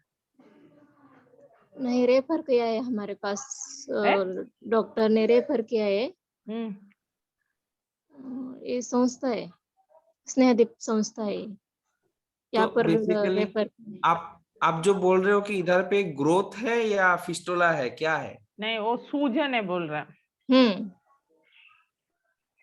सूजन है, तो बेसिकली उसके लिए तो कुछ सूजन कम करने के लिए, कम करने के लिए तो वो तो एक तो डॉक्टर साहब देखना ही पड़ेगा पेशेंट को, वो सूजन का क्या वजह है करके अकॉर्डिंगली। देखो मैं अभी यहाँ पर देख के ऐसे बोल नहीं सकता है ना क्या है करके, ठीक है। आपको वहां पर जो भी डॉक्टर्स हैं उनको देख के उनको पता करना पड़ेगा क्यों सूजन है करके, और उसकी हिसाब से उनको दवा देना पड़ा। उनका क्या मुंह का कैंसर है क्या? कैंसर कहाँ पर है? मुंह का कैंसर है ना? हाँ तो नाम यहाँ पर है, तो इसलिए वो ग्रोथ है ना, वही तो सुदीप सर ने बोला है ना, वो जो फोड़ा आया है वो बढ़ गया होगा अंदर से, इसलिए उससे सुझा हुआ है। इस साइड से जख्म है पूरा, इतना जख्म है।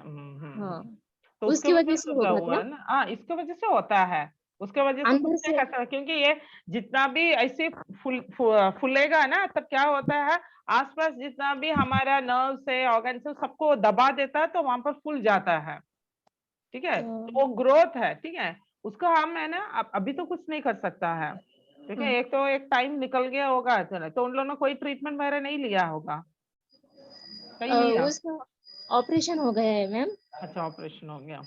हाँ तो जितना ऑपरेशन हो गया है ना, उसको इतना ऐसा जख्म बढ़ गया है। बढ़ गया। हाँ तो अभी सिर्फ वो जो जख्म है, अभी जो जख्म है सिर्फ उसका ड्रेसिंग वगैरह करना है, पेशेंट को जो मेडिकेशन दे रहे मतलब दर्द वगैरह है तो उनका ये दे दो, अच्छा ओरल केयर दे दो, जो राइल्स ट्यूब डाल दे ठीक ठाक से, उनका जो भी खाना है उनके ऊपर फोकस करो, ठीक है। और ज्यादा ये और एक बात है, जहाँ भी यहाँ पर जो भी कैंसर का ये होता है, पेशेंट को थोड़ा चलते चलते चलते यहाँ पर सब सूजन आ जाता है। हाँ, इस साइड से सब सूजन आ गए हैं मैम। तो उनका कहना है कि राइस ट्यूब की वजह से हो गया है क्या क्या? नहीं राइस ट्यूब तो आप लोग बता दो उनको, राइस ट्यूब की वजह से नहीं है वो, ये जो बीमारी है उसकी वजह से होता है वो। ठीक है, ठीक है। सो अभी ये कौन है? रीड मी नयन बंटिया दया मेरी, बनीता दया मेरी। अच्छा ठीक है, अच्छी बात है। अभी आज तो पूरा सब लोग अपना अपने लिख दिया।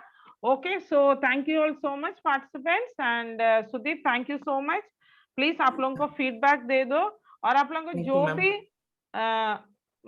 डाउट्स है, ठीक है, या तो आप लोगों को व्हाट्सएप ग्रुप है उसमें डालो, नहीं तो यहाँ पर लिख लीजिए। ठीक है, हाँ, वो कोई भी डाउट है तो आप पूछ सकते हो, madam will be there and उस हिसाब से आपका डाउट को क्लियर किया जाएगा। लेकिन ऐसा नहीं होना चाहिए कि आप लोगों को कोर्स खत्म हो गया बट फिर भी डाउट रह गया। फाउंडेशन कोर्स ही है फाउंडेशन को बनाने के लिए। अब फाउंडेशन ही अच्छा नहीं बनेगा तो बिल्डिंग कैसे बनेगा? So true, Sudeep sir. Priya Ranjan is giving nice smile. Sinya, are we done with the photograph? Hello? Excuse me? I'm asking, are we done with the photographs for attendance? Yes, ma'am, sure. Okay. Then bye. See you all. Ma'am, one thing also, Yes. I'm sharing all these video links and learning materials with their mails. Kindly ask them to read it out or find it for learning purposes, for future purpose. अच्छा participants, जो भी अभी आप लोगों को सीखा है ना, जैसे कि ये प्रेजेंटेशन वगैरह दिखाया था, ठीक है, उसका लिंक वगैरह सब आप लोगों का ईमेल में शेयर किया हुआ है, इसलिए